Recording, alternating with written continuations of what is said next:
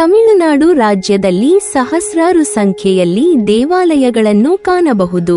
ಅಲ್ಲದೆ ನೂರಾರು ಧಾರ್ಮಿಕ ಕ್ಷೇತ್ರಗಳು ರಾಜ್ಯಾದ್ಯಂತ ಪಸರಿಸಿದ್ದು ಇದನ್ನು ದೇವಾಲಯಗಳ ರಾಜ್ಯ ಎಂತಲೂ ಸಹ ಜನಪ್ರಿಯವಾಗಿ ಕರೆಯುತ್ತಾರೆ. ಈ ದೇವಾಲಯಗಳ ರಾಜ್ಯದಲ್ಲಿ ದೇವಾಲಯಗಳ ಪಟ್ಟಣವಿರುವುದು ಸಹ ಒಂದು ವಿಶೇಷ. ಅಂತಹ ಒಂದು ಪಟ್ಟಣವಾಗಿದೆ ಕುಂಭಕೋಣಂ. ಧಾರ್ಮಿಕ ಪ್ರವಾಸೋದ್ಯಮದ ದೃಷ್ಟಿಯಿಂದ ಸಾಕಷ್ಟು ಮಹತ್ವ ಪಡೆದಿರುವ ಕುಂಭಕೋಣಂನಲ್ಲಿ ಹಲವಾರು ದೇವಾಲಯಗಳಿವೆ. ಪ್ರಸ್ತುತ ಕುಂಭಕೋಣಂನಲ್ಲಿರುವ ವಿಷ್ಣುವಿಗೆ ಮುಡಿಪಾದ ದೇವಾಲಯವೊಂದರ ಕುರಿತು ತಿಳಿಸಲಾಗಿದೆ. ಇದು ಕುಂಭಕೋಣಂನಲ್ಲಿಯೇ ಅತಿ ದೊಡ್ಡದಾದ ವಿಷ್ಣುವಿನ ದೇವಾಲಯ ಎಂಬ ಹೆಗ್ಗಳಿಕೆಗೆ ಪಾತ್ರವಾಗಿದೆ. ಅಲ್ಲದೆ ವಿಷ್ಣುವಿನನ್ನು ಇಲ್ಲಿ ವಿಶೇಷವಾದ ಅವತಾರದ ಹೆಸರಿನಲ್ಲಿ ಪೂಜಿಸಲಾಗುತ್ತದೆ. ತಮಿಳಿನ ಪ್ರಖ್ಯಾತ ಆಳ್ವಾರ್ ಸಂತರು ಪಟ್ಟಿ ಮಾಡಿರುವ ದಿವ್ಯ ದೇಸಂನ 108 ವಿಷ್ಣು ದೇವಾಲಯಗಳ ಪೈಕಿ ಒಂದಾಗಿರುವ ಈ ದೇವಾಲಯವೇ ಸಾರಂಗಪಾಣಿ ದೇವಾಲಯ. ಕುಂಭಕೋಣಂ ಪಟ್ಟಣದಲ್ಲೇ ವಿಷ್ಣುವಿನ ಅತಿ ದೊಡ್ಡದಾದ ಹಾಗೂ ಎತ್ತರದ ಗೋಪುರವುಳ್ಳ ಅದ್ಭುತ ದೇವಾಲಯ ಇದಾಗಿದ್ದು ಸಾಕಷ್ಟು ಭಕ್ತಾದಿಗಳನ್ನು ಹಾಗೂ ಪ್ರವಾಸಿಗರನ್ನು ತನ್ನತ್ತ ಆಕರ್ಷಿಸುತ್ತದೆ. ಈ ದೇವಾಲಯದ ರಾಜಗೋಪುರವು 123 ಅಡಿಗಳಷ್ಟು ಎತ್ತರವನ್ನು ಹೊಂದಿದ್ದು ಇದರ ಪಶ್ಚಿಮದ ಪ್ರವೇಶ ದ್ವಾರಕ್ಕೆ ಪೊಟ್ರಮರೈ ಎಂಬ ಬಲು ಪವಿತ್ರವಾದ ವಿಶಾಲವಾದ ಕಲ್ಯಾಣಿಯಿದೆ.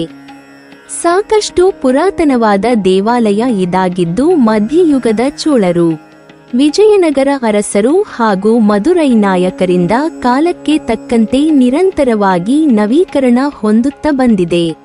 ವೈಷ್ಣವ ಸಂಪ್ರದಾಯವನ್ನು ಹೊಂದಿರುವ ಈ ದೇವಾಲಯದಲ್ಲಿ ಪ್ರತಿನಿತ್ಯ 6 ಬಾರಿ ವಿವಿಧ ಪೂಜೆಗಳನ್ನು ಹಾಗೂ ವರ್ಷಕ್ಕೆ 12 ಉತ್ಸವಗಳನ್ನು ಮಾಡಲಾಗುತ್ತದೆ.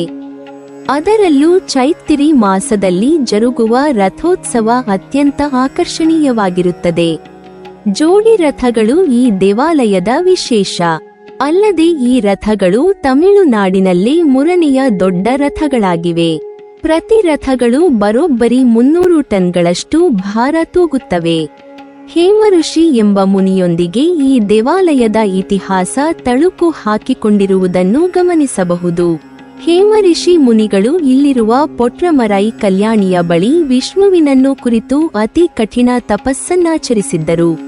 ವಿಷ್ಣು ಋಷಿಗೆ ಪ್ರತ್ಯಕ್ಷನಾಗಿ ವರ ಬೇಡಲು ಕೇಳಿದಾಗ ಹೇಮ ಋಷಿ ತಮಗೆ ಜಗನ್ಮಾತೆಯಾದ ಲಕ್ಷ್ಮೀ ದೇವಿಯು ಮಗಳ ರೂಪದಲ್ಲಿ ದೊರೆಯಬೇಕೆಂಬ ಬಯಕೆ ಹೊರಹಾಕಿದರು.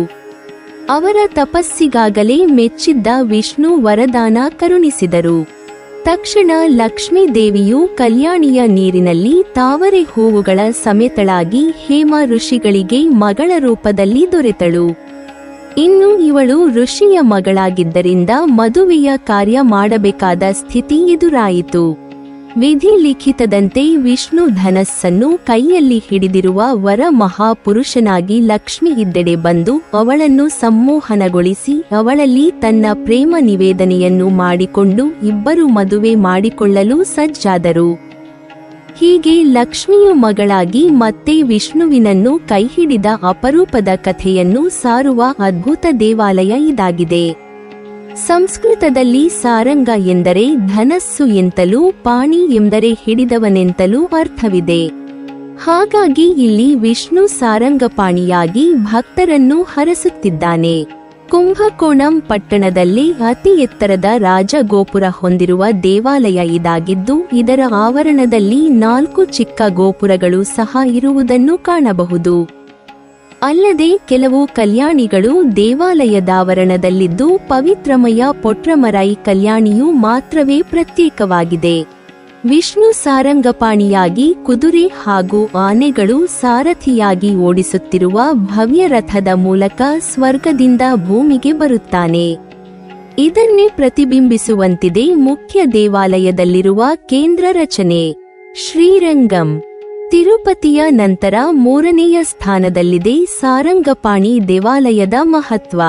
ಹಾಗಾಗಿ ಇಲ್ಲಿಗೆ ಭೇಟಿ ನೀಡುವ ಭಕ್ತರ ಸಂಖ್ಯೆಯೂ ಅಪಾರ. ತಂಜಾವೂರು ಜಿಲ್ಲೆಯಲ್ಲಿರುವ ಕುಂಭಕೋಣಂನ್ನು ಸುಲಭವಾಗಿ ತಲುಪಬಹುದಾಗಿದೆ. ತಂಜಾವೂರಿನಿಂದ ಸಾಕಷ್ಟು ಬಸ್ಸುಗಳು ಕುಂಭಕೋಣಂಗೆ ತೆರಳಲು ದೊರೆಯುತ್ತವೆ. ನೀವಿನ್ನೂ ನಮ್ಮ ಚಾನೆಲ್ ಅನ್ನು ಸಬ್ಸ್ಕ್ರೈಬ್ ಮಾಡಿಲ್ವಾ?